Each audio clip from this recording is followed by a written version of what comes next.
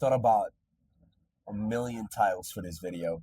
So I just basically want to make a video in which I can send a message out to the world, focusing on my story and my experience in life, specifically after college, after I graduated college and just started facing the world by myself. And since that, it's been like what, 7 years, 6 to 7 years. Let's say 6 years because 2025 just started. So 6 years, and I'm 28 years old now. And it's crazy because the message I want to send is that the worst mistake that a human being can make, especially in today's world, in today's reality, is focusing on one career path and becoming a specialist. So let's start the story with rap, with music. You can go to my YouTube channel right now and you will see that I still have the music videos that I used to make to try to become a famous rapper. I am not ashamed at all because since I was 10 years old, I fell in love with rap music, like music in general. I fell in love with Eminem, John Lennon, um, Dr. Dre, Tupac, Biggie, Rakim, like the old school rappers. I just started listening to rap music all day since I was 10 years old. Eminem did it for me though. When I started listening to Eminem, I was going through a lot in my life as a kid. And there was a lot that I could relate to with Eminem, specifically like my relationship with my mother. It has been today, my mother is my world, my everything. I will kill, I would scar and kill for my mother today. And everything I do is for her and my dad.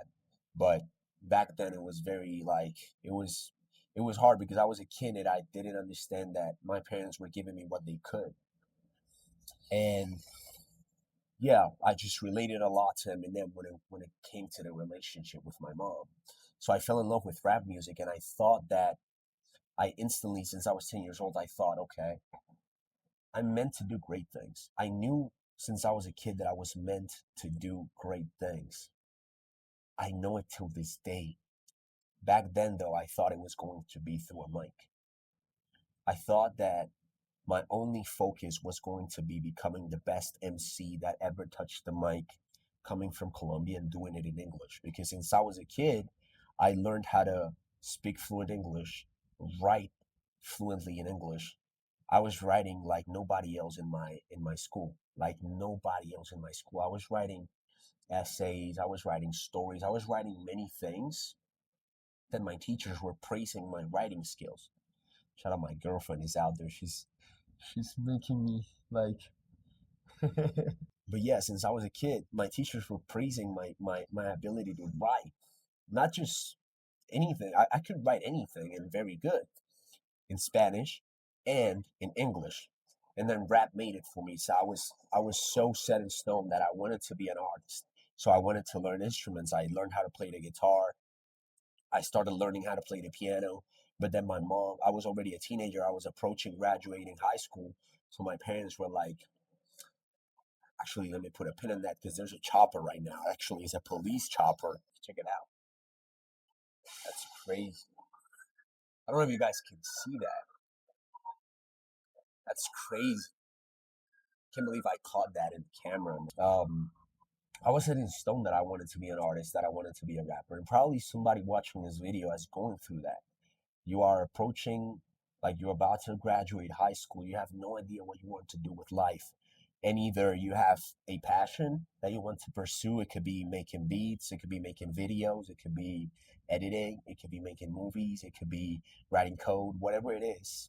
Or you have your parents like telling you what to do and they're guiding you, they're telling you what's the best for you. But unfortunately, here's where my first realization comes in, because my parents were the ones that told me, no, you cannot be an artist because you will not eat.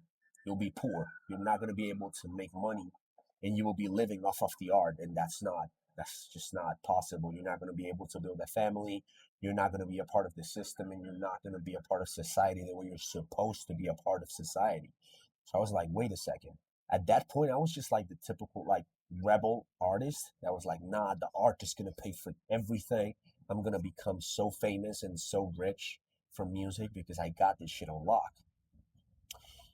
But I was too young and I was still depending on my parents to make a living. So I ended up going to college.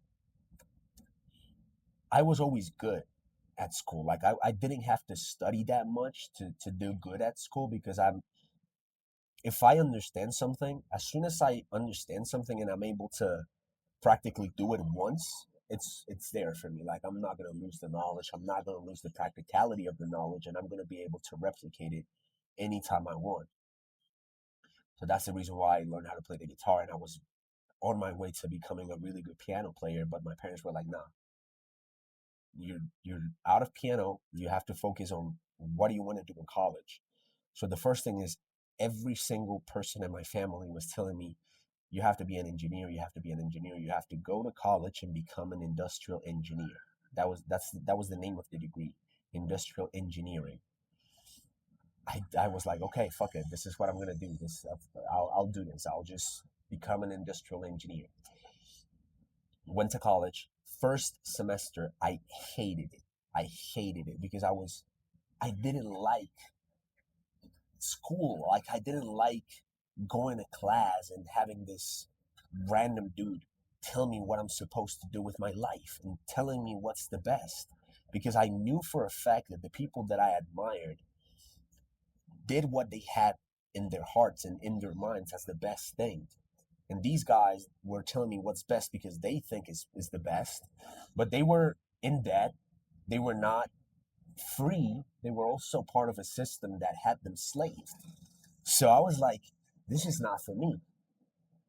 But then my parents were still like that first semester I butchered every single subject. I got like the like F.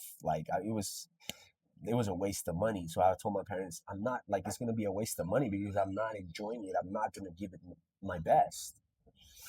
So they were like, you have to choose something that you're gonna commit to. So I went into the catalog of degrees and I started doing research.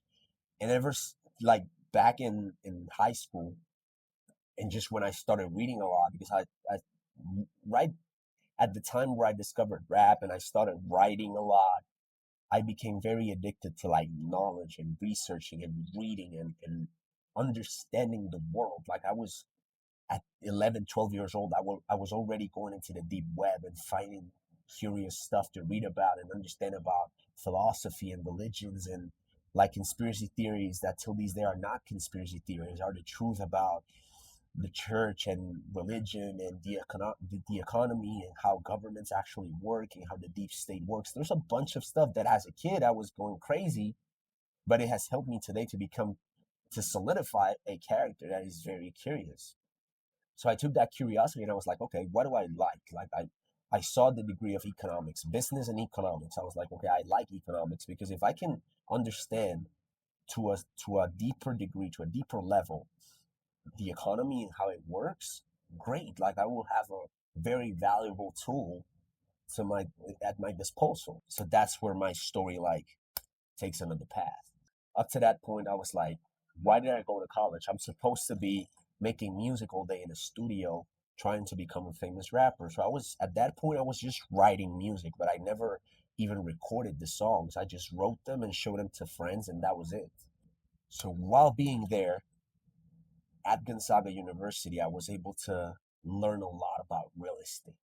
I was introduced to real estate by a couple professors, by my economics professor and my game theory professor, and also an entrepreneurship class that I took with this guy called Tom Simpson. You can research him. I think he's a multimillionaire. He's not a billionaire, but his lectures were really fun because he used to bring friends, like investor friends, to talk about investing. It was really interesting. So I gathered that knowledge. I understood the surface of it, came back, took like a sabbatical year of like, yeah, I worked at this company to get my degree. That's like an internship. But I was just like, I had an apartment that I could pay for with that internship money. And I was just smoking weed and chilling and like not worrying about what's next. But then after that job, I got my first real estate gig, and it was cold calling for a couple brothers that did wholesale and fix and flip. And it's at this point where everything just breaks for me, like reality breaks, because I started to understand how the world actually works. I started to understand what money actually is. I had a very bad relationship with money. And this goes as an advice to you watching this video to fix your relationship with money. If you're the type of person who I used to be this type of person that says that money is the root of all evil, it's that's the worst thing you can think of.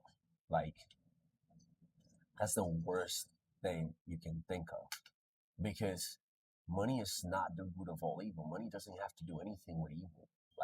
It's completely detached. Money is just a tool. What you do with it is way different. And that's where evil is created. But what you do with money and who you become when you get money. So that's the reason why you gotta be very careful on who you are becoming. What is who is the character you're choosing to build in this video game, in the game of life? Because money will eventually come, especially if you are in a position where I was, going to college, meeting people, getting jobs, working in real estate. But you have to understand that money is a tool. That's the only thing it is. It's a tool. It's a piece of paper. It's not backed by anything but numbers on a screen at some random dude's computer on Wall Street that's just trading your money from a bank. Like, it's not actually anything. It's just a tool. This tool is utilized within the capital markets and labor markets to transfer value. That's what money is. It's just a tool to transfer value. And once you understand the system, you know that the money eventually ends up in the hands of those who transfer value to others, who create the value. It goes from the ones that consume that value to the hands of the creators of that value. Therefore, the more problems you solve for people and society, the more money you make. It's proportional. Think about it like this: the more problems you're solving for the people, the more money you're going to make. That's just a fact. And I understood that very early on with real estate, because these guys were doing fix and flips and wholesale. And imagine how many problems do you solve when you wholesale a deal for a pre-foreclosure property. This is just Exhibit A for you guys to understand a little bit more about how money is a tool and how solving more problems makes more money, and also a little bit more about real estate and wholesale, because a pre-foreclosure property is somebody that has a property that they cannot afford anymore in terms of their mortgage. They're not able to pay their mortgage anymore or their loan. So the bank is about to take the property. It's in pre foreclosure. They're about to default on the payments. So the bank is already telling them, you're in a pre foreclosure. If you miss another payment or another couple payments, we will go for your property and you will be left with nothing. So that's when you come in and you tell this person, listen, I'm not going to be able to pay market value for your property, but I'm going to be able to get you out of the debt. I'm going to be able to give you the money so you can pay off your debt and move on with your life. Fix it up and then come back to the market and see if you can get another property or just start again, start over. I'm giving you a clean slate opportunity. You get the property under contract at that price. That's their exit price. They can pay their debt and you have a property at a 65% of the after repair value. That's when you get that contract and you assign that contract to a cash buyer. That cash buyer is an investor. They do fix and flip. They buy properties that are distressed that they can renovate and then take it to the market and make a profit. These people are not on the phones calling people to ask about their properties, qualifying the property, making sure that they're doing research to see who has a pre-foreclosure or not, and making calls, qualifying, sending the contract. They don't have the time for that. They're too busy making money flipping houses or going into commercial properties, whatever it is. This is a higher tier. This is a higher level of the game they're already playing.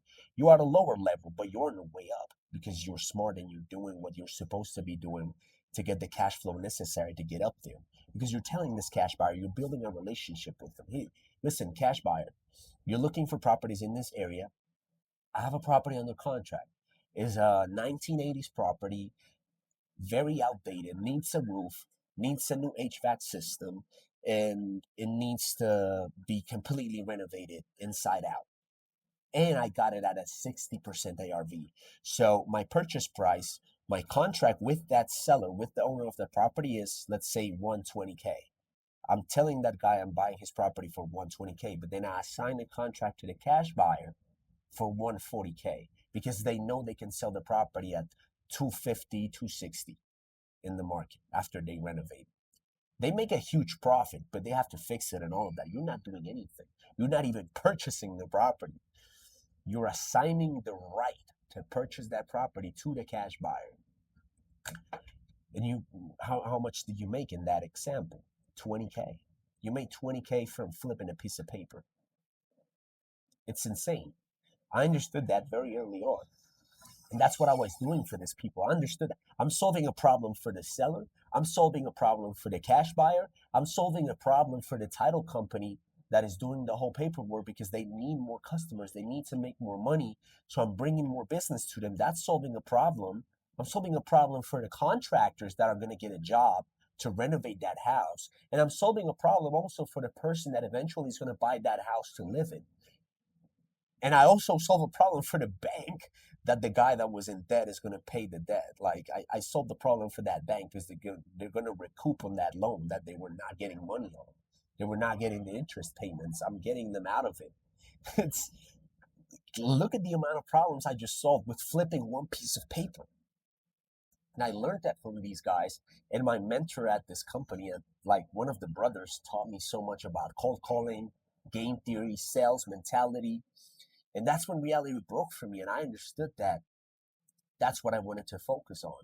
And that's where I'm at today. It's been 5 years. In those 5 years, I did so many things because I just wanted to be free. And I thought that my prison was the fact that I couldn't make music every single day of my life. I thought that was my prison. And just very recently, a year ago, a year and a half ago, I went to Miami to pursue the dream of making music. I was like, fuck it. I kept working on real estate. I kept working from Colombia for real estate investors, cold calling, closing deals, making calls, creating pipelines, building relationships over the phone, making insane amounts of money for them. They were paying me a commission of 1%, 2%, which was nothing. And they thought it was a lot because I was here in Colombia. And don't get me wrong, I've always made very good amounts of money for to be in Colombia, but I was very irresponsible. I spent it the wrong way. I was with friends. I was not investing my money.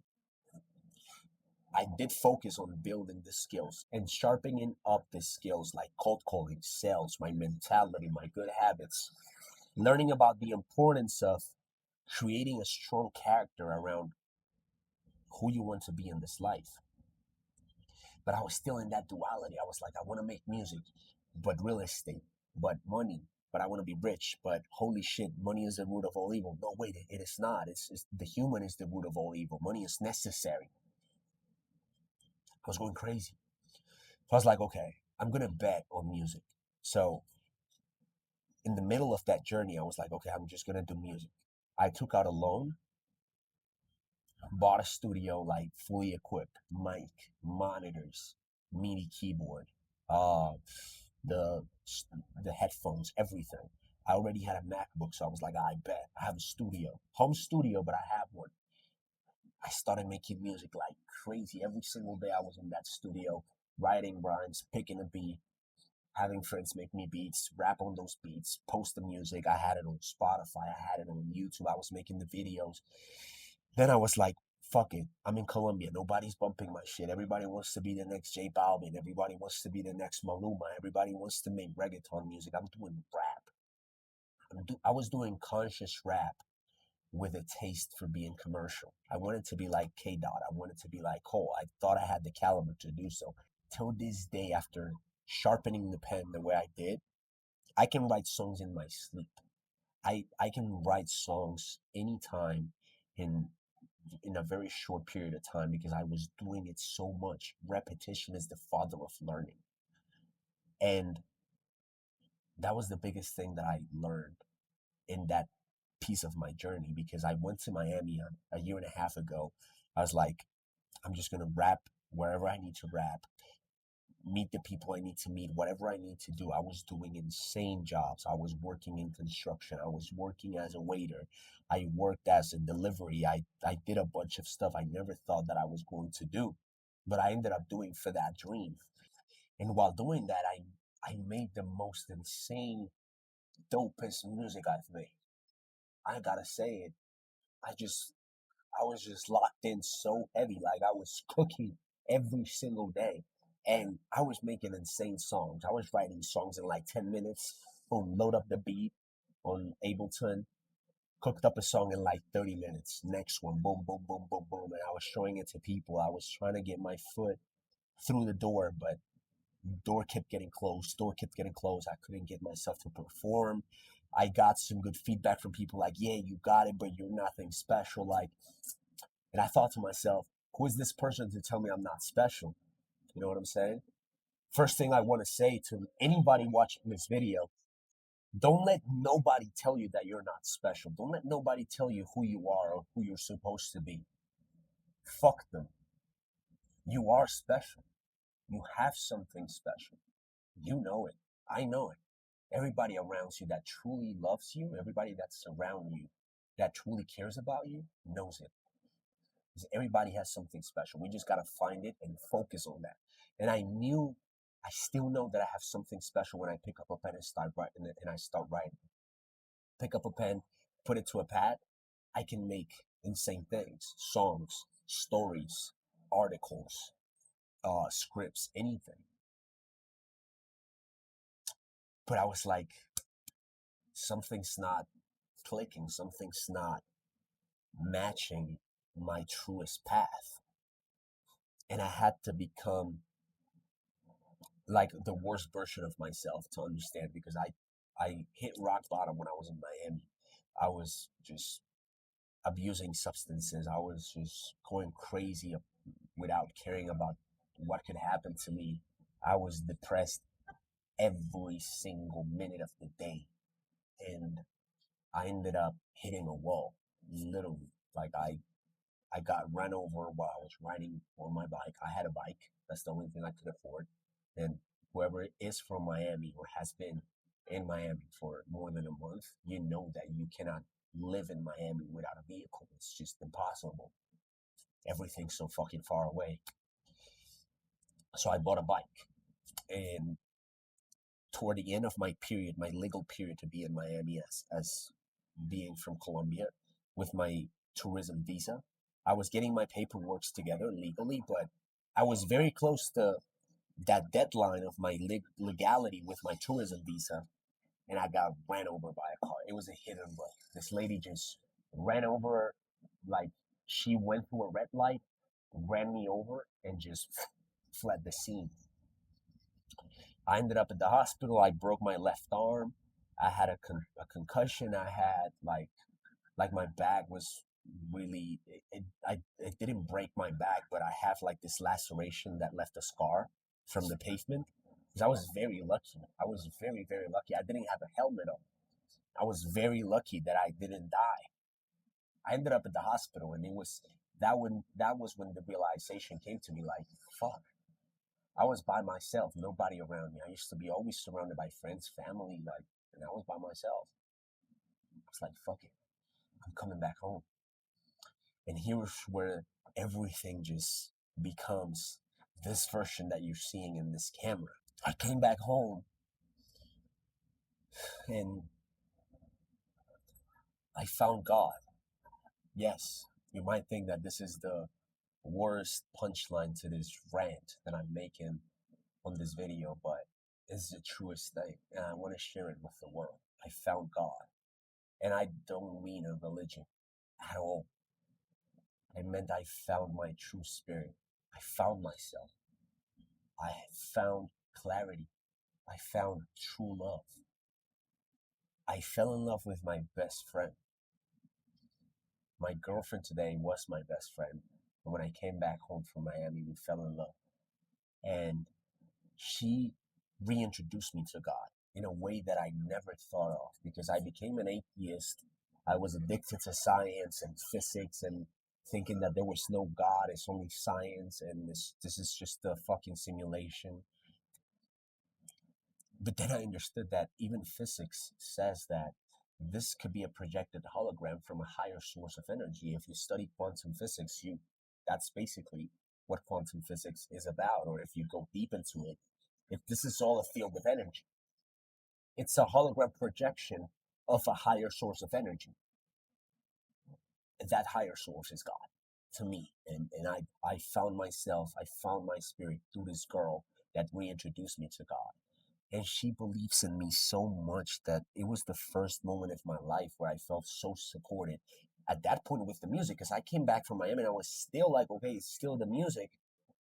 But then I realized that while I was chasing that dream of becoming a famous rapper, I was also sharpening so many skills that are so high income producing. Like these skills can produce an insane amount of money in any market. They're very high ticket skills. Cold calling is the most insane high ticket skill you can have, because it's very fucking hard. It's simple, but it's very fucking hard to become very good at cold calling. Sales, real estate, economics, game theory, finances, understanding banking, funding, finances. Again, I said finances twice because I really understood it by looking at these mentors that I had, multimillionaire dudes that were doing real estate and that were blowing my mind. So I made my peace with who I wanted to truly be. I found my why, guys. I found my why. My girlfriend, my future wife, our future family is my why. It's my purpose. My parents, my my father and mother-in-law, my in-laws, and my parents, they are my why. My family is my why. I know I came to this world to impact society in a positive way. As I told you, since I was a kid, I knew I was made to do great things, and you can do them as well. You just have to find yourself and understand that you have to build a character in this game. And you have to build a very strong character that aligns with who you want to be. You have to align the skills that you level up, and every single statistic point that you add to your stats has to be aligned with who you want to be. It took me 28 years to understand this, and I'm making this video so you can understand it early on. Maybe if you're watching this being 16, 17, this is the moment, bro. This is the moment, dude. Like, you have to really focus on those stats that you want to level up so you become who you want to be. And the only way you're going to do so is becoming a generalist. Fuck being a specialist. That's the biggest lie of the world. Like, that's the biggest lie the system provides. Becoming a specialist, that's the rat race. That's the trap. Oh, you have to be a specialist. You have to become like only this and focus in becoming really good at this. Dude, I'm 28. I can write songs in my sleep and I can close $1 million deal over the phone. I can do a wholesale contract like this. I can underwrite a property in 10 minutes and know exactly how much I can be all in on the property, the repair cost, make a low offer, and know how much exactly I'm going to be able to sell that property for in the market just by looking at pictures. I also know exactly the process of becoming profitable through bank funding, like using the bank's money to fund yourself, to fund your own projects. How to get good credit, how to process lines of credit, how to process FH loans. And I also know how to make music. I also know how to play the guitar. I also know how to write. I also know how to edit videos. All of these things, there are a couple that I'm higher at, but that's the thing. That's why this game is a fucking video game, dude. And that's why you have to make that decision that I'm talking about, because it's like the stats in the game. Think about any game. Like, I don't know. I there's a couple I think of, but let's say Bloodborne. I love like Souls games, but Bloodborne is my favorite game, like my favorite Souls game. Think about the skills, like the skills that you have to level up, like strength. You have to level up also like your magic abilities. I don't remember the name. It's been a minute since I played Bloodborne. You have to level up your strength. You have to level up your insight. You have to level up your endurance. You have to level up your stamina, your vitality. All of these things, that's real life, dude. How do you level up your strength? Go to the gym, lift heavy shit every day. How do you level up your endurance? Run, go on walks. How do you level up your vitality? Eat whole foods. Don't eat junk. Bathe in sun in the morning. Drink water, stay hydrated, and take care of your skin. That's how you raise your vitality. All those stats. How do you raise your fucking gold? You have to stack your gold. And that's where you have to make the decision of how exactly are you going to stack your gold. It took me 28 years old. And now I know for sure that the way I'm going to stack insane amounts of gold is through real estate because I did it for others. I closed $1 million deals for others, other investors, gain a very tiny percent of commission, and I was doing all the work for them. Yes, they were the investor. They had the money to flip the house, but I can also become the one that has the money to flip the house. And I already know all the process that goes into finding the property, underwriting it, getting the funding, because I understand how finances work, how banking works, how much you have to have in like in terms of assets and liquidity to get a line of credit with zero interest. I know all of that. The blueprint is right in front of me, dude. I just have to execute and stay here in this flow state and take action every day. Probably you're watching this video at 16, 17 years old, and you're going to be able to do it early on versus me doing it at 28, which is still very early on. That's also something that you have to understand, guys. Like, fuck what TikTok is telling you. You don't have to be 21, 22 and have everything figured out. At 21, 22, I was fucking high, spending the money I made with this commissions and the best weed possible, the most exotic weed I can have, alcohol, women, friends. I wasted it, but I learned a lot, and now I'm ready to do what I need and must do. So this video is it's just basically that, man. Like the title is going to be "You Have to Be a Generalist." I don't know if that's going to be the title, but you have to be a generalist. And shout out to Dan Coy, dude. If sometime I don't know when, bro, but if one time, if just eventually someday you watch this video, dude, like Dan Cohen, you changed my life forever, dude. Like I owe you so much. This could also be, you know what? The title of this video is going to be a gratitude video to Dan Coy. Like saying thank you to Dan Coy. You changed my life forever, dude. Forever. Like, I understand so much of life from experience and everything I've been through. But your videos, once I started digesting your content, my life changed. My life changed forever.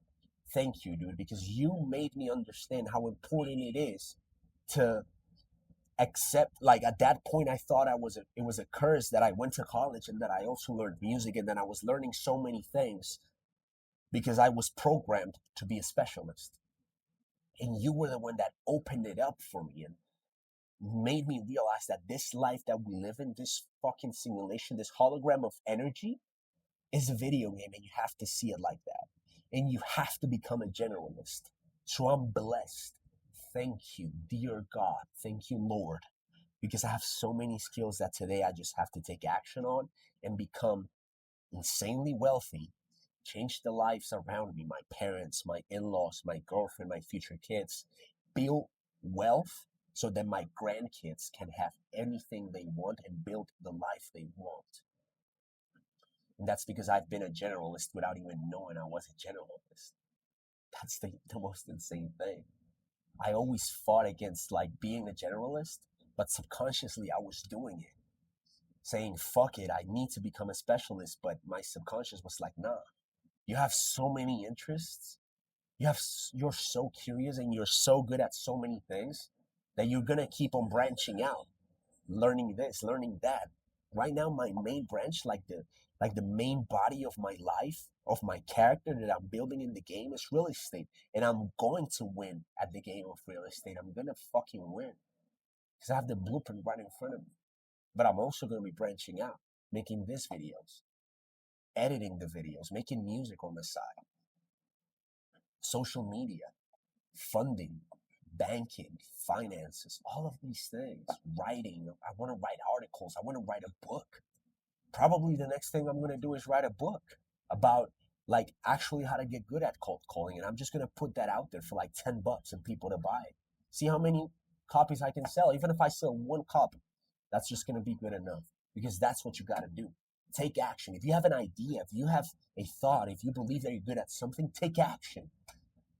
Practice it every day. Create a business around it. Fail in that business, but learn and understand that it's taking you a step closer to that character. I almost died in Miami a year and a half ago. I almost died. I could have been dead if I would have taken a 10-degree turn, or I would have been 10 degrees more to the left, or she was 10 miles faster. She would have killed me. But I'm here. And I understand all of these things because I took action. So please, guys, believe me. This is this is I literally wrote this entire thing. Like I wrote the script for this video. Like check this out. I wrote the entire script for this video, like with bullet points. I wrote the script. I knew exactly. And I haven't grabbed my phone. Like I grabbed it twice. I said, fuck it. I'm just gonna go from the heart. I follow the structure of just telling you my story and letting you know how important it is to try stuff in life. Try it all if you can, but take action so you can truly find yourself within this reality and play the game at a high level. Now, for me, it's all about real estate. I'm becoming obsessed with real estate, but I know it's not just real estate. It's everything that provides value to that vision because anything that you can try, that you can work on, that you can learn, that you can become good at, that makes you a better and stronger character in the game, in the main game that you're playing, go for it. And understand that this is a quote from Naval that it's also in my previous video, but I love it so much. You have to play long-term games with long-term people. That's what this reality is about. And the longest game that you're going to play is with yourself because you are the character playing the game. So level up the skills that you know you have to level up. Go ahead. Listen, man, this video is more for me than anything else. This is like a video for a future me. Also, I really wanted to shout out Dan Coy. Who knows? Maybe he watches this video. Maybe somebody tells him eventually that I made this video shout outing him. But I really want to make you understand, dude, that you impacted my life a lot. I owe you a lot, dude. Like, thank you. You changed my mentality. You changed the way I view this world. And today, I am a better human being. I'm a better man. And I play the game at a higher level thanks to you, dude. For real. And I also, like, I wrote this, like, letter to myself. Like, this whole video is like a this is for my future self.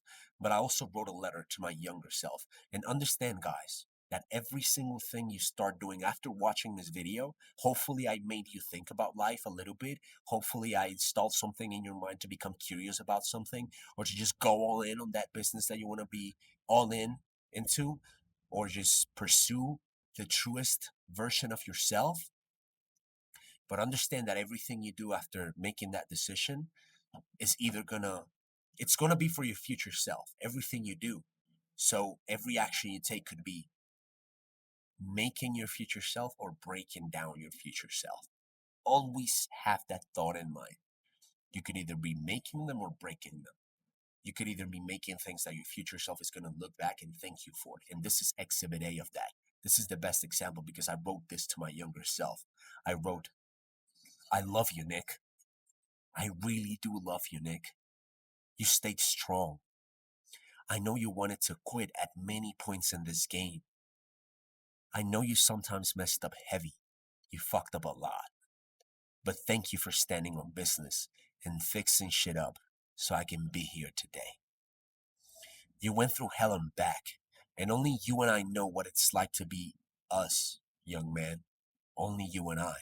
You showed up, my G, and you got us built to fucking win now. Thank you for not giving up and committing so hard to being who we are without a fucking regret. I fucking love you so much, Nick. It's on me now. So our version in 10 years from now sits down to write the same letter with kids running around a big ass state, a big ass ranch, dogs running along, couple nice rides on the driveway while cooking bomb ass good. Sorry, wife cooking bomb ass good without a single worry in her head. Bread is stacked for your grandkids to be good if they decide to do nothing. But they won't, because your wealth is the mind and the message you've created for the world. Life is pretty good now. Trust God forever. There's a plan that transcends what us humans understand and comprehend. I love you, God. I truly do love you, God. All the glory is for you, Lord, and my kingdom is for you to maintain. I only work and become a better human in every action I take. The rest is on your control. Thank you, God. Love, Nick. Thank you.